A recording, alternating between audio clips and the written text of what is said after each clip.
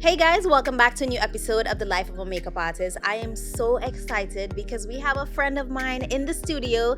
Tiffany is here and I am so excited. Tiffany is such a talented makeup artist. We've known each other for so long and we haven't actually seen each other in a while, except that Glossier event, which was so crazy. But Tiffany is such a talented artist. She's had her work grace the pages of Tush, L'Officiel, Vogue China. I mean, honestly, you've probably seen her images all over Pinterest, but I'm gonna stop fangirling and I'm gonna have you introduce yourself to your new friends. Hi guys, I'm Tiffany Patton. And yeah, I'm a makeup artist. I've lived here in New York, I guess like 12, 13, how long? I moved here in 2010. 13. Yeah, 13 years. Yeah, because I just made Somewhere 10. in there. Yeah, I Yeah, just made 'cause 10. it was August. So anyway, somewhere around there. And been a makeup artist a long time. Done a little bit of everything, literally a little bit of everything. I do some weddings. I do a lot of fashion, a lot of beauty. Yeah, so I do a lot of editorial work in that sense. Yeah. We have a lot to talk about. Yeah. We have a lot to talk about. How are you? Like I always ask, like, how are you doing? Yeah, I'm good. I'm figuring out how to navigate, life now as a new mom. I'm figuring out the way I want to work now and where my, skills are like best amplified, I guess. right. But I'm good, That's good. I feel love like New York. Yeah, I feel like the weather is nice out, so we have no choice but to be good, right? Yeah. But I want to take it back a little bit real quick because you grew up in Los Angeles. Yeah. And you moved to New York, like you said, 13 years ago. What was Yeah. that like time period where you're like, I'm moving? Oh, it was a little impulsive. I'm impulsive. What's your sign? I'm a Cancer, but like it doesn't make sense. I'm a rising Scorpio and Uh-huh. Gemini moon. Like everything is air. I asked, but I have no idea. Yeah, no, okay. Anyway, like I'm the airiest water sign that you'll meet. So okay. you have to like tug my strings. Like I'm a Okay. little floaty. Okay. But yeah, so I was studying to go to law school and I didn't know that. yeah, so like I worked as a makeup artist. I started with MAC Cosmetics in 2001. And sometimes I worked at the counter full time and sometimes I was freelancing with them. And I was studying to go to law school and I ended up getting a paralegal certificate and managing a law firm for like 3 years. And in this time frame was like the shift, right? Because in my mind, I'm like, am I really going to do this? Am I really going to go to law school? Like, is this for me? And some buddies of mine, I think it was like 2008, they were, well, a couple different bands, but like, shout out to Delta Spirit and Cold War Kids because they are friends and they were like, Tiff does makeup. She could do makeup for our music videos. Right. My friend Dave, he's still a producer. So like these are all just like younger versions of ourselves doing the jobs that we do, just like the first incarnations. And they had asked me to do makeup for their music videos. And then somehow I kind of got connected to a now music video director who's quite famous. She's incredible. Her name's Hannah Lux Davis, and she does a lot of stuff with like Ariana Grande and just all the pop stars. And she's a female music video director in Los Angeles, like one of the few really killing it. And she's also a makeup artist. She introduced me to this woman I started assisting. I basically started doing a lot of music videos. It was crazy. This was in LA, right? This was in LA. I was working at the law firm. This is your 20s. Working at the law firm from like 8 to 4. All the energy, girl. And then I would drive myself to downtown where we would shoot a music video from like 6 to 6 a.m. And then I would drive from 6 a.m. to the law office at 8 a.m. And you would be just fine. Well, but I did it. Yeah. Like I basically would work like so many crazy hours because I really like got into it. And then I had a friend of mine, actually someone who like quasi friend, she's an acquaintance friend that I adore. Talk about fangirl. Like I love this woman, Diane Da Silva. She made an impression on me and she was like, look, if you really want to be a makeup artist, if you really want to do this, you need to like forget about your little apartment in Long Beach and move to New York. She was like, I know you think you're like doing the thing here. And I was assisting this woman. I was doing hair and makeup. It was great. And I was doing my music videos and I just thought I was so cool. And I had finally decided I wasn't going to law school. And she's like, girl, you don't know nothing. Go to New York. Right. Wow. And she was right. Right. She was right. She's like, that's cute, but nah. Yeah, she was like, yeah, okay. Oh, wow. Yeah, like you think you're going to work in fashion, like you need to go. So, if that's what you think you want to do, like you need to go. Right. And she taught me a lot. She taught me a lot by not telling me everything as well. Like I think that she gave me some leads, but she was like, you need to write to the agencies and you need to do your research about the artists that you want to assist and you need to know what you're talking about. And like, you know, she kind of like gave me an education by also like not revealing all the cards. Right. But that business knowledge will change the game because it's definitely not about just makeup. You know what I mean? No, exactly. So fast forward, you moved to New York. Yeah. You're now assisting Dick Page, Dan Kendall, Val Garland, Isamaya French. I mean, every person that you can think of that is iconic in beauty. Yeah. How did that leap into fashion happen? Did you just take that advice and reach out to all the agencies? I did. Yeah, I did. I think Dick Page might have been one of the first teams I got on, and Charlotte was kind of not too long thereafter. And then Val happened probably around 2012 or something. 2013, one of those. A different time. So that's 3 years. Yeah. It is a different time. But see, also, what ended up happening was like I moved from LA in 2010 when people stopped flying the woman I was assisting because of like the market crash and whatever else. So I had like jobs with Chase Bank and Wells Fargo and like little offshoots of like pharmaceutical jobs from the producers that I worked with in LA. So like I signed to my first agency quite early. Like I think 2013, I signed with Bernstein and Julie, BA Reps, which was part of Great Bowery Group. I think they're still around anyway. Yeah. But they're really known for photographers. Like that's a place that's got like over 30 photographers. Wow. It's like a big, you know, ad agency type of yeah, they did all the Ogilvies. Like if you're doing any like big commercial advertising, they like look there. Right. So I was on those boards because I came with clients from LA, or like I was getting hired by the people that would hire the woman I assisted in LA. So anyway, I started doing shows while I was also still kind of like doing my own, you know, hair and makeup jobs here in New York. It was a lot of duo stuff. And then once the fashion stuff started to like really kick off, that's when I really narrowed down. I was like, I'm not doing hair anymore. I'm just doing makeup. I took my own work and I did so, you know, because it's like what you're talking about, like viral makeup stuff. Like I did all the testing. I did all the editorials, all the beauty work. Like we called it testing then, but like essentially I was shooting content for myself all the time. And then shows. So that transition was just like, keep going, keep working, keep assisting. I think once you get on the teams and people know that you're a hard worker and that you're a good makeup artist and that you're fast, it kind of just snowballs. Right. So you were flying, because we were talking about this off camera, but you were flying yourself out to Europe. And I feel like that at some point we met because we were hanging out in Paris with Mari and you know, I mean, we roomed together. Yeah. And, I'm like, but yes, I mean, essentially, but I forgot that so good. You made a post, you made like an anniversary post, like, oh, I've been here 10 years and like, these are my milestones.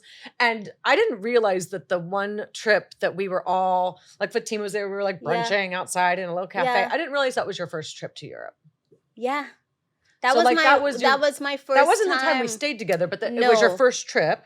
No, it wasn't that wasn't my first trip with you guys. No. Oh, the one that I posted? There was a picture and it was like, I know that it was Fatima and yourself and me in the photo. I forget who else was in there. Wait, maybe it was Stephanie. No, it was me, you, Stephanie, and Mari. Oh, I thought Fatima was in that picture too. Maybe something else. No, I don't think I've ever done shows with Fatima. Really? No, not in Paris. That day we went to Paris, Berlin. I think we were all off and we went to Paris, Berlin. We were shopping that day we or were something. Shopping. We were makeup shopping. Anyway, yeah. But yeah, no, like we've had some good times. I feel like I was trying to kind of piece together when we actually met, but I don't even remember. But I always remember like seeing your work because again, you said you were testing your images were viral. But I want to talk about that mindset that, you know, obviously like I've experienced it, but you know, you're flying yourself to Europe. You don't go there with shows. You go there with your fingers and your toes and all your hairs crossed because sometimes you're going out there and you don't really know what's going to happen. So I want to talk about like how that started to, like how you first started to go and then what happened after a few seasons because it gets wild. It was wild. So the first time I went, the first season I went, I got released from everything. Everything. And you know why? Did you cry?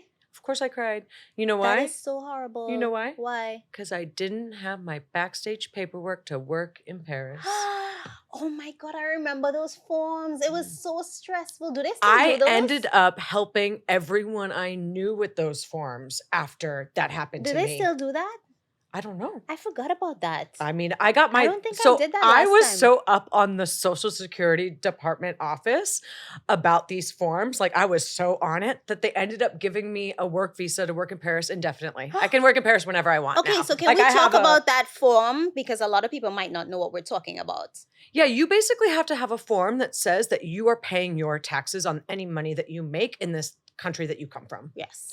Because, well, and specifically in France, they've got a lot of strict rules around having a certain number of French people even on your show teams. Mm-hmm. And some of the brands are really strict about it. Like, you can kind of see it in the forms if you're going to work on Dior. Right. You know, any of the biggest ones, Right. the biggest Parisian houses are going to have these things really dialed.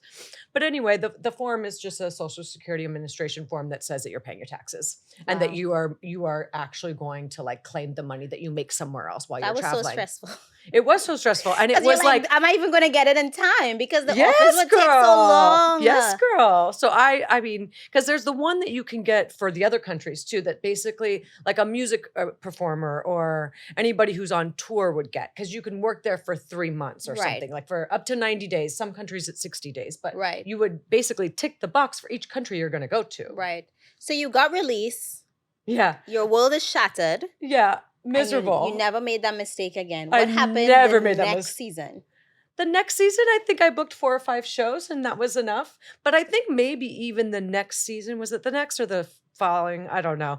But it was when I met Val. And when I got on this show, I think it was Todd's with Val Garland. I got there late. Or like not early enough, because really I was before any, anyway. But I didn't realize that everyone sets up far away from the key. You know what I mean? Like people just like set up down the way. Right. And I stuck myself just like, here's a spot right across from Val Station, girl. like right across. The first assistant was like, bitch, you don't move. No, because the first assistant had her all set up. Everybody was ready. Everybody was set Val up. was just gonna walk in. But I'm saying like nobody set up on the station across the way. So like just I think her Veronica space. and Joey had already got their things situated, and I might have been like, if not the mirror directly across, like the one down. But it was as close to Val. Like nobody chose that seat. Right. I didn't know anything. Right. But what was the big deal? Because I don't if think it's anything is a a big deal. They're just nervous. Oh, okay. I think people just get nervous about being close to the key. Because somebody's gonna have to be over there, right? Somebody's gonna end up there regardless. Yeah. Anyway, I hurried up and set up my stuff, and I remember us standing around, and Val's kind of like getting the names of the people that she doesn't know. She's in Milan. She was like, she's got lots of core people there with her, but maybe there's like about 4 or 5 artists who she hasn't met yet. And we're going around in a circle, and I introduce myself, and they continue down the way. And then I introduce myself again at the end, and she's like, girl, we got yes, Tiffany, we got that. So she clowned on me and it was perfect. It was like the British humor. And I can't remember what I said back. Cheeky. I love it. She's very cheeky. And we just got on. Like she, I was able to handle her like kind of playfully going like, yeah, we got you. You said that already, so that was cute. And I think we did a couple shows together, and a few of her just like core people were like, that girl's good. Or, there was this girl, Miri, who was so complimentary and really encouraging to me. She's like, I think Val likes you. Yeah. So from then on, I worked a lot with Val. Just back here for the season, yeah. Yeah, well, I did all the shows, but I did a lot of set work with her. Because like with Diane, I've done lots of shows with Diane. I started with her in 2015, and I seconded for her while Jamal was first, and that was really wonderful during show season. That was the best time backstage. Yeah, we had a great time. Great time, Jamal, love you. But we had a great time, and I did lots of set work with Diane, but not nearly as much. Like I think I was really assisting Val because she was coming before the L'Oreal contract. She was coming like once a month or once every 6 weeks for cosmetics shoots. Oh yeah, because when I used She to did work at all the Mac, she Mac. did everyone. She did Remember all. the books that they used to give us? And in the Yeah. back you would see the credits. Yeah. Val, Val, Val, Val. I'm Yeah. like, Maybe some Charlotte Tilbury in there, but it was really Val. Yeah. Yeah. So we were doing a lot And of Miles Aldridge used to shoot a lot of those. yeah. Craig McDean and Miles Aldridge, we were with them a lot.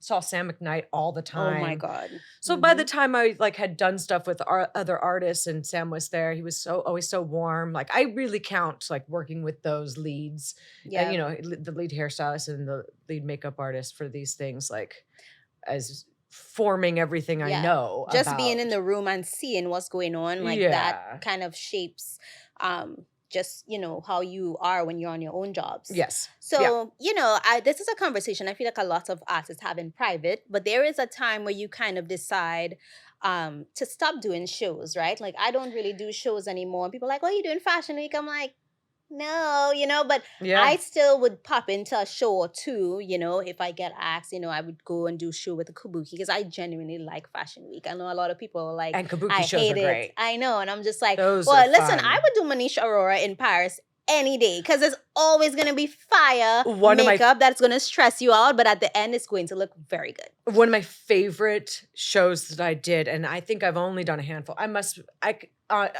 count one hand. I've probably done about 5 shows with Kabuki, but we did the one where we like bleached the eyebrows and sculpted the nose, and then they had these like bone like wing things across the nose. That was in Paris. In Paris. I know had the pearls. I don't know if was there pearls. There was a lot of accoutrement, but it was really sculpted. I'll show you. I'll show you the picture later because it's like such a fun makeup, and I have it saved in my favorites from like some of my favorite makeup I've ever done on a show. Right. So anyway, yeah. Sorry, I don't know what we were talking about. No, we were talking about. So when are you going to stop doing shows? When are you going to stop doing shows? Because I feel like, you know, you've had a really successful career, and I think you know, now you're on only your 2nd season of not doing shows. Yes. So can you talk about like how difficult that was, because you've been doing something for so long, and for you to now finally have to make the decision like, okay, I need to stop doing this now. Like, how was that? Like, how did that happen? It happened quite organically. My daughter was born in 2020, so I had a baby. I became a mom. There was a pandemic outside. I was not trying to catch all the cooties. You know, like I think I still did some shows in 2021, or was it 2020? Jason Wu did a show, and it was like one of the first ones in New York. Yeah. You know, and then I did a couple others and things like that. But shows really, it slowed down for me naturally because my daughter's so young. The Jason Wu was with Nars and Diane? I think it might have been one of his first seasons where he had his own line. Oh, okay. I can't remember. But anyway, it was like one of the shows that I feel like was during the pandemic. It was one of the first ones I did back. And we had to like, you know, get tested, and a lot of shows we did that anyway. But so it just kind of like trickled down. And then I think my last season, I might have done 2 or 3 shows, Kate and Proenza, because I've done Proenza Schuler with Diane now for so long. Right. So I did that one with her. And that was great. But I just, you know, and I get the invitations to join the teams, but I signed a new agency to Opus Beauty. And they moved from Los Angeles to New York. And I'm one of the you know, New York artists on their you know, kind of first New York roster. And she just, you know, my agent Jovita, she was like, I don't really want you assisting on shows anymore. And I said, yeah, I know. I don't really want to either. She's like, you know, if you want to go and do some do and go clients, or, you know, we can try and get you some work in Paris, and maybe you want to fill in 1 or 2, like, you know, do that. But like, especially in New York, I think we should focus on you leading your own shows or, you know, working with designers here. And I said, yes, I agree. And so, yeah, 2 seasons. I mean, that goes back to the like, how are you question. I'm good. I'm just figuring it all out because I'm in a transition time, I think. Right. You know, and I did 10 years of doing shows. Yeah. And I feel honestly sometimes but I think the shows that I miss, shows are not like that anymore. The way when we were in Paris and in New York, I feel like it doesn't feel like that anymore. No. So that what I miss, it doesn't even exist. So it doesn't even mean try to go back there to like make that happen. It's like, don't try to make fetch happen. It's not happening. But okay, so you said that you just became a mom, right? Yeah. What was like, what are one of the things where you felt like, I mean, obviously I'm not a parent, so I'm asking this, but like one of the things that immediately changed where you're like, yes, I'm still figuring it out, but I feel like maybe you have like some clarity, or you're just like, you have to be more, I don't know, decisive. I don't know. Like, what was one of those things where you're like, I need to do this for her? And her daughter's so cute. It's quite clear what ends up happening is that when they're really young, it's kind of fine because like they miss you, of course, but now she's a toddler. She does not want me gone before she wakes up and then getting home at bath time. That's hard. Right. Like her yaya is like, she just gets so excited and worked up. And so for me, it's more that I don't necessarily want to work the longest days anymore. Right. I don't think working 16-hour shoots. Yes, that just doesn't suit my life anymore. Right. Or like if I'm gonna do that, it really has to be like quite like, like maybe once a month or Right. like that I'm twice a month, maybe that I'm gonna do those kinds of editorials that take that much time. Right. The good news is that like a lot of people in fashion are like out with their like parenthood now. Right. Like it's like cool to be a mom. Right. It's like cool to be parents now. Right. And so you find the people to create with that everybody's like happy to be done at 4:45 in the afternoon. So Let's that's just do a one blessing. model, 2 looks, thanks, bye. Yeah, like everybody's like cool with that. And of course, money jobs, it's a whole other thing, Right. like you do the work so that you can, make good money. But I think that's part of why I got my esthetician license and have been doing some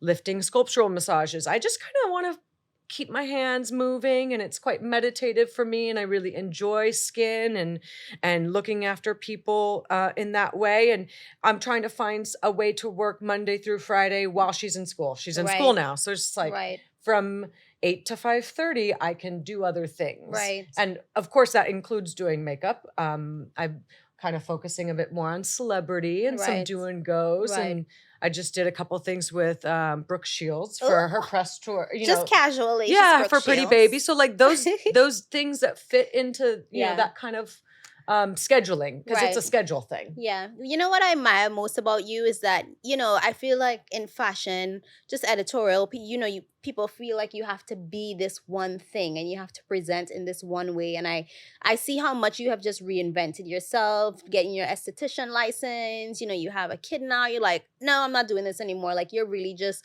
creating your own lane and you're not feeling like you have to do anything that you don't want to do. And I love that.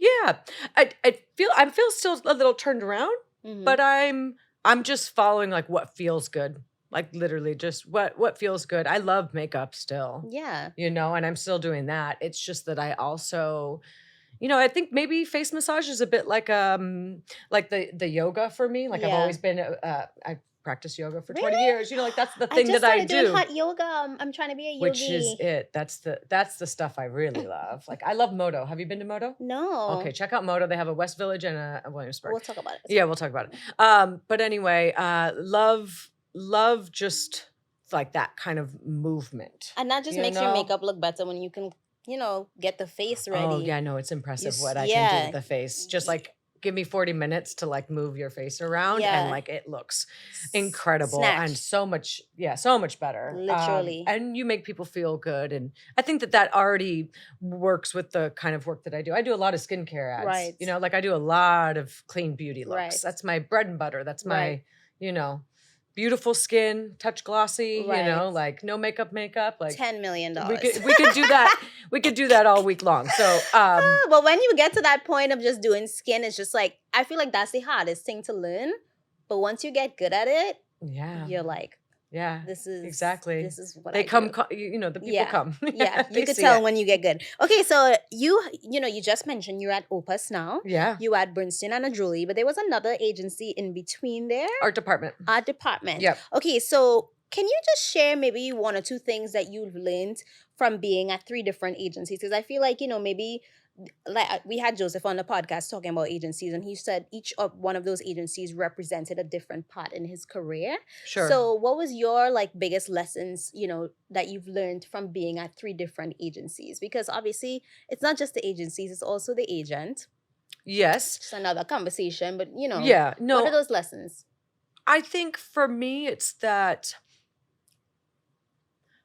there's a clear difference when an agency wants to keep the client happy and when they want to keep the artist progressing.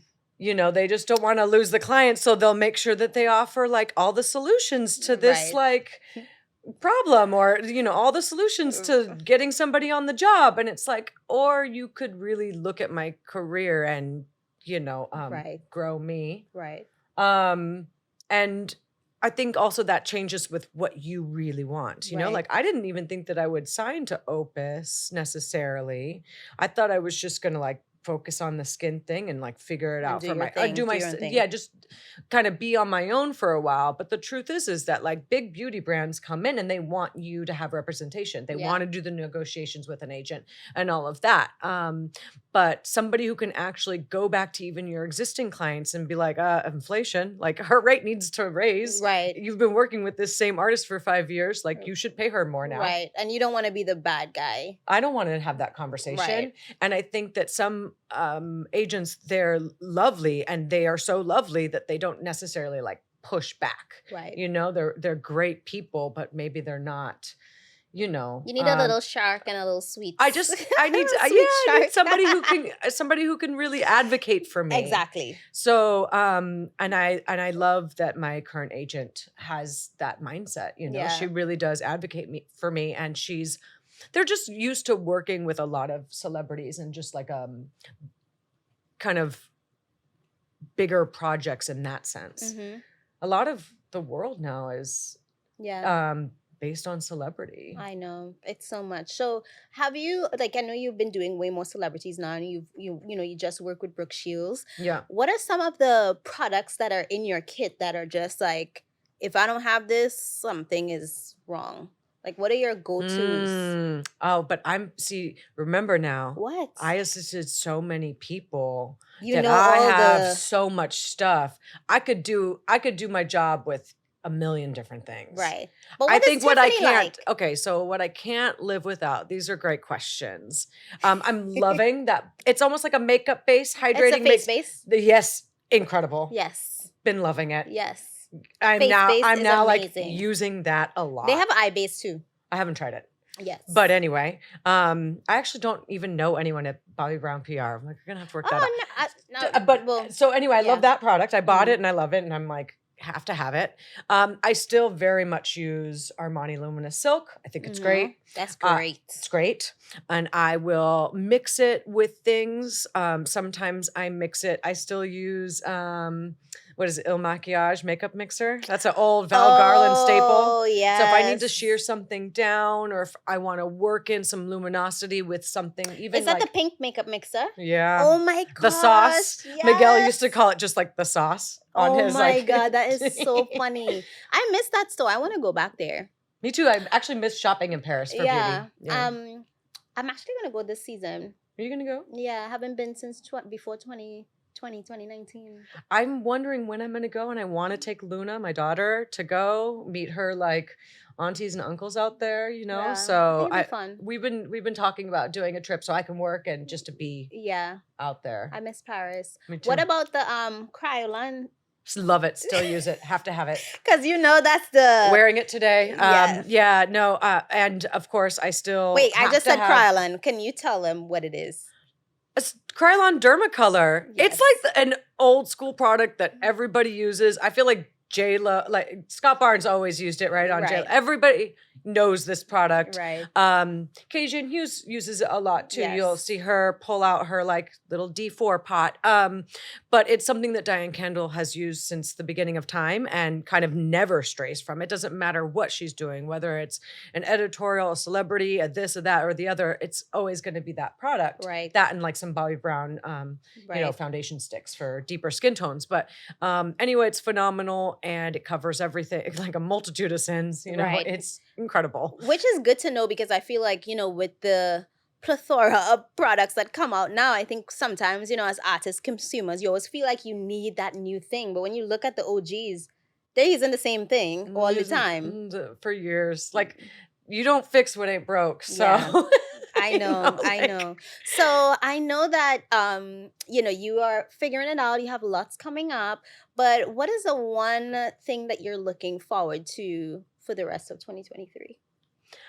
I'm looking for my girlies, for my celebrity girls. I'm looking for somebody or somebodies, the people that I end up working with, where I really get to take my fashion sense and what I've learned, backstage and on shows and everything else, to craft several looks. Like I really like the idea of doing like a press tour and kind of coming up with looks for several different events and interviews and genres of like I like the idea of doing the same face several different ways, and thinking up who would be my girl, who's going to be the one that I end up getting to have a play with, and do some creative stuff, maybe somebody who's a little bit on like the fashion, because Tiffany's creative makeup is on point. Not everything has to be but like it's nice when your client is open to trying, even if it's small little pops of